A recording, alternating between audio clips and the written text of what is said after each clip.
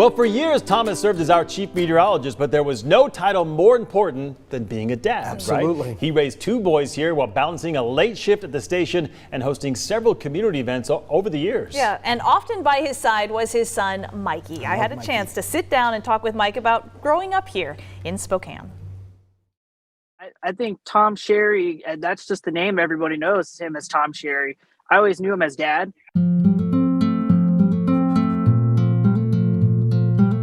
What was it like for you kind of watching your dad become the guy that everyone in town knew and loved? Look at this young Bulldog fan right here. Some of my fondest memories of seeing how the community of Spokane was so connected to him. Whenever we would go to Hoop Fest, Doomsday Hill, or Bloomsday, when I was 3, 4, 5 years old, I didn't know any better at the time. I didn't know his celebrity status. But how many people would come up to him and start asking him questions or asking about the weather or just to say hi to him. And I'm like, I mean, he's just Dad. Like, why is he so famous? I didn't get it at the time. How cool is it for you to also have seen, you know, some of the great impacts he's had on this community?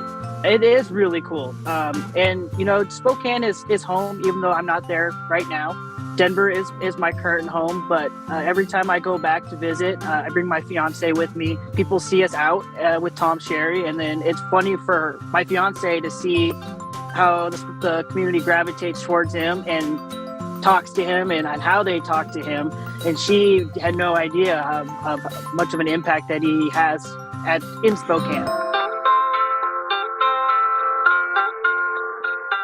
It wouldn't happen without great volunteers. Look at this. Because of who he was and his role on TV, Tom Sherry, and you were right, Tom. it meant that he worked evenings. And he always said that one of his biggest regrets was that he never really got to have dinners with you and your brother throughout most of your childhood. Did you know that that is one of his regrets? Yeah, I think that it came out a little bit later when we got a little bit older. The times I fondly remembered him making the dinners the most were the times where I was struggling in school to make sure that I was getting my math down. And then we'd actually sit there and we'd both struggle and we'd both be looking on the back of the book at answers. So that was kind of fun. Boys, this is how it's done. It was a sacrifice that he had to make to do what he needed to do for us, for himself, for his career, obviously for the community of Spokane. But he made a point every morning to try to drive us to school. And I thought that was pretty cool.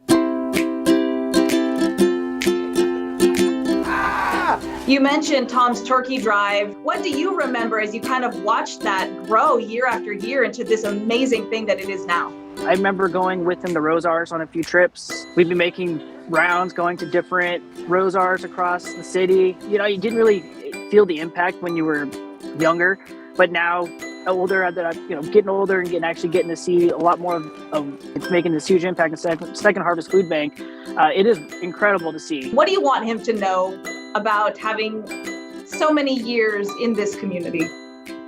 I would just say, Dad, I love you.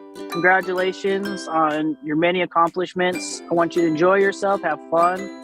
Don't be afraid to come up and visit us in Denver. We got plenty of ski trips coming, and we're looking forward to making many trips back during the summer to come visit you in Spokane. Congratulations, and job well done, and time to get some rest.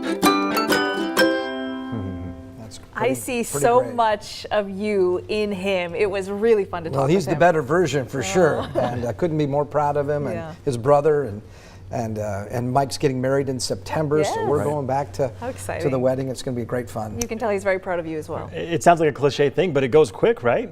Boy, does it ever. You know, when you're in it, yeah. You know what I mean? What did we say? The days sometimes are very long, but the years are short. That is true.